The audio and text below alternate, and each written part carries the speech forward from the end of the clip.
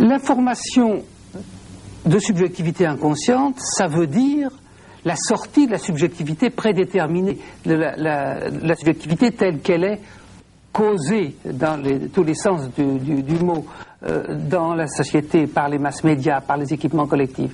Ça veut dire la production de subjectivité, l'invention de soi-même, l'invention du contexte dans lequel on vit. Et ça, le grand mérite de l'analyse, c'est de porter l'accent sur ce caractère créationniste de la subjectivité. Ce qui est très grave avec cette débandade, on peut dire, de la psychanalyse actuelle, c'est qu'elle laisse la place à la remontée du comportementalisme, à la remontée d'attitudes vraiment réductionnistes, scientistes, dans le domaine de la psychologie, des sciences sociales et des sciences humaines. Et aujourd'hui, vous avez un courant, par exemple, qui prend une grande importance, c'est celui de la thérapie familiale, qui, pour une part, représente une certaine ouverture sur la famille et donc une certaine ouverture des fenêtres sur le caractère un peu renfermé de la psychanalyse, mais qui, pour d'autre part, reste finalement très lié à des conceptions réductionnistes du systémisme anglo-saxon. Heureusement, il y a un certain nombre de gens qui, au sein de ce courant, maintenant très puissant, plus puissant que la psychanalyse, qui cherchent à travailler dans une voie de singularisation de la cure. Je pense à Monique Gaillet. Très puissant outre-Atlantique. Très puissant en Italie, très puissant en France, très puissant en Belgique. Ce que vous leur reprochez essentiellement, puisque on peut déjà leur régler leur compte, peut-être sur le fond quand même, essentiellement ce que vous leur reprochez, c'est de maintenir le système en l'état. Dans la mesure où c'est un système comportementaliste, en fait, on maintient le système et on ne règle pas le problème de l'être considéré comme déviant, au fond qu'on encourage à continuer à être dans son mal-être par rapport au système. Bien qu'il parle toujours de système ouvert, qu'un certain nombre de courants se réfèrent à Prégogine, c'est-à-dire à des bifurcations, à des équilibres, à des organisations loin de l'équilibre.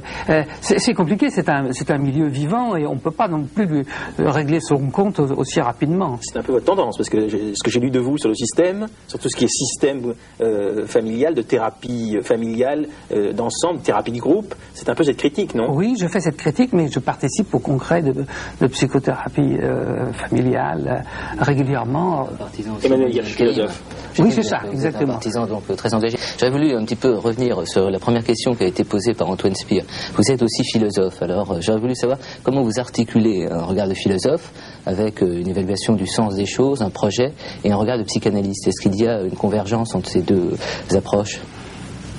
Je crois que la convergence tient dans ce caractère de production, disons de productionnisme ou de processualisme. Le philosophe, la philosophie, le concept philosophique tel que le conçoit Gilles Deleuze, c'est quelque chose qui est en mouvement, c'est quelque chose qui est autoproducteur même de sa signification, et plus que de sa signification, de son existence. En ce sens, le concept philosophique est proche de cette production de subjectivité dont je parle, quoique, bien sûr, le concept philosophique ait son champ absolument spécifique, qui n'est pas celui ni de la science, ni du social. Une dernière question par rapport à cette première question posée. Où situez-vous la question de l'éthique dans cette articulation entre une approche philosophique et une approche dans le psychanalytique? Je le situe, si vous voulez, dans un déplacement, une dérive des paradigmes qui ont régné sur la psychologie, la psychanalyse, les sciences humaines, qui est un paradigme... Peut-être on est obligé de parler vite et avec pas assez de nuances, mais qui est un paradigme scientiste. Il y a toujours cette idée qu'on va rechercher des lois, qu'on va appliquer ces lois, qu'on trouvera une pratique en cohérence avec les lois découvertes. La psychanalyse est-elle une science? Voilà le genre de thématique qu'on voit très couramment à l'affiche de colloques, de rencontres. On défend comme quelque chose d'essentiel le caractère scientifique. par exemple, de la psychanalyse ou de la thérapie familiale ou de pratiques psychiatriques. Même si il s'agit de références relativement lointaines, on trouve toujours moyen de se raccrocher à la topologie, à la linguistique, etc., considérée comme science.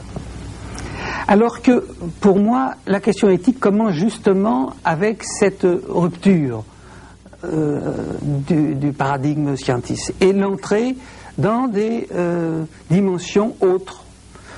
Quand je dis par exemple une référence éthique, je veux dire que quelque chose de singulier advient dans une cure ou dans une prise en charge comme dans la clinique de la Borde où je travaille. Quelque chose qui ne se reproduira pas, c'est-à-dire une vérité du rapport, une vérité de la relation, une unicité, une singularité qui va naître et qui va créer ce climat, si on peut dire, de singularité existentielle, ce cachet de vérité qui fera qu'on ne sera plus du tout dans un monde pseudo-scientifique, un monde technocratique, un monde de blouse blanche, un monde de causalité linéaire. C'est là que commence le facteur éthique, et aussi bien d'ailleurs que esthétique, puisque d'une certaine façon, on trouve dans la création esthétique ce même souci de singularité. En face des singularités existentielles, est-ce qu'il n'y a que de la bureaucratie, de la technocratie, des blouses blanches, du pratico-inerte? Est-ce qu'il n'y a au fond que de l'administratif? Est-ce qu'il n'y a que du bureaucratique en face des singularités existentielles? Quand on fait de la philosophie, et c'est la question vraiment que je me suis posée moi après la lecture de 1000 plateaux, que je ne sais pas, d'une façon trop rapide et trop schématique, je dirais être un livre positif, un livre constructif, après que l'Anti-Oedipe était un livre contre, un livre qui était dans la foulée de 68. Alors quand on lit 1000 plateaux, que vous avez écrit aussi avec Gilles Deleuze, on a l'impression que pour vous, l'objectif essentiel, c'est plus d'articuler des milliers d'idées dans des milliers de contextes que d'élaborer des concepts philosophiques qui aient un sens, le sens générique du concept philosophique opposé aux singularités existentielles. Alors, est-ce que ce n'est pas finalement perdre la spécificité de la philosophie, la colonne vertébrale de la philosophie? Moi, je pense au contraire que si la philosophie est refermée sur des corpus conceptuels clôturés, on en perd... Pourquoi clôturés ? Clôturé dans un texte. Je pense par exemple à des amis brésiliens, très bien intentionnés par ailleurs, qui reprochent à Gilles Deleuze une interprétation trop personnelle de l'œuvre de Foucault dans son livre. C'est-à-dire que, alors la réponse, c'est qu'il s'agit soit de s'en tenir au texte de l'œuvre de Foucault, soit de faire fonctionner cette œuvre au-delà même des textes. Je crois qu'il en va de même avec la philosophie. Si la philosophie est un mouvement de production de concepts, un mouvement qui sans arrêt reprend le passé pour lui donner une densité de virtualité, une densité de possible, à ce moment-là, il y a tout à fait une survie possible de la philosophie. Sinon, je crois que la philosophie meurt avec son... Est-ce que ce n'est qu'un mouvement de production de concepts? Est-ce que ce n'est pas aussi, quelquefois, une articulation de concepts qui existent donnés et qui sont donnés? Alors, j'entre tout à fait dans l'opposition à 1000 plateaux. Vous décrivez vos opposants comme des religieux de l'arbre. Des gens qui, au fond, croient aux racines, croient à des concepts qui s'articulent les uns avec les autres, qui sont stables et fixes, pas clôturés. Hein. Clôturés, c'est quand même déjà caricatural. Bon, mais fixes. Et alors, au fond, est-ce que ça, c'est pas finalement la vertu de toute colonne vertébrale philosophique? Et est-ce qu'au fond, il ne faut pas une colonne vertébrale philosophique pour ensuite aller élaborer du Deleuze et Guattari, et puis essayer de volter de petit oiseau sur les ramages? Et pour qu'il y ait des ramages, il faut peut-être qu'il y ait une colonne vertébrale. Est-ce que vous n'allez pas un peu vite en demeure avec Gilles Deleuze en cassant ces colonnes vertébrales philosophiques? Si vous le dites. Mais on respecte les textes, on travaille à partir des textes, on ne brise pas les philosophes à la nuque avec le coup du lapin. Qu'est-ce que c'est le refus de l'arbre alors? Le refus de l'arbre, c'est le refus d'une histoire de la philosophie qui se clôture sur elle-même, qui se referme par exemple sur Hegel, et qui ensuite est une longue plainte sur la mort de la philosophie. Nous ne pensons pas du tout à la mort de la philosophie, nous pensons que la philosophie se fait, qu'elle est mouvement.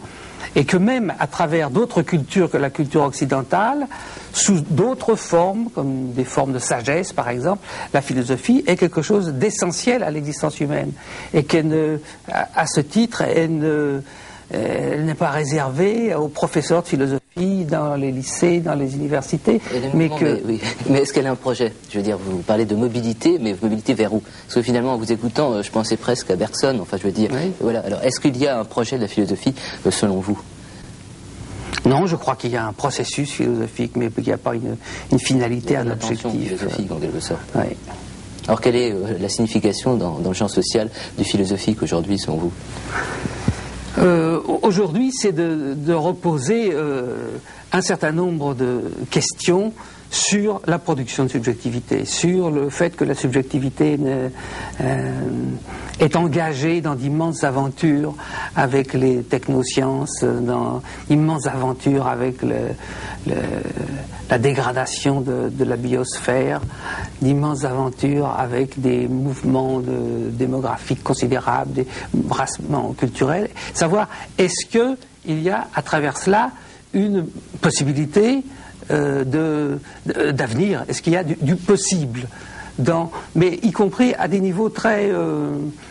j'ai pris des exemples un peu comme ça, trop larges, mais aussi à des niveaux très individuels ou très partiels, comme celui d'une classe scolaire, comme celui d'une clinique psychiatrique. Est-ce qu'il y a un travail sur la subjectivité, sur le retour sur elle-même de la subjectivité, qu'il soit non pas retour clos, fermé, de mauvaise conscience, mais qu'il soit retour productif d'une autre subjectivité. Et à chaque fois, on trouve des problématiques philosophiques à ce genre de carrefour. Dernière question là, sur ce plan immédiat. Bon, certains épistémologues disent aujourd'hui qu'on est créateur de possibles et de multiples, mais ce possible, quelle est sa signification? Je veux dire, on crée beaucoup de possibles aujourd'hui. On est très créateur et très créatif dans ce domaine. Mais quelle est la finalité de tout ça? Justement, aucune.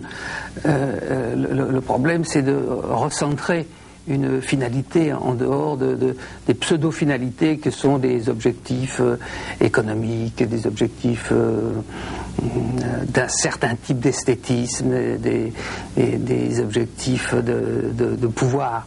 Et il s'agit de retrouver comme objectif ce qu'est la finitude, ce qu'est la singularité du rapport au désir, du rapport à la naissance, à la mort, du rapport au cosmos, du rapport au devenir de l'existence, que tous les autres types de finalités nous font fuir, nous font éviter. C'est-à-dire que la fonction de la philosophie, c'est de déniaiser la subjectivité, de la sortir d'un certain infantilisme, c'est-à-dire de lui rendre la densité de l'événement, de sortir de certains mythes de l'éternité tels qu'ils nous sont versés comme une drogue sans arrêt de tous côtés.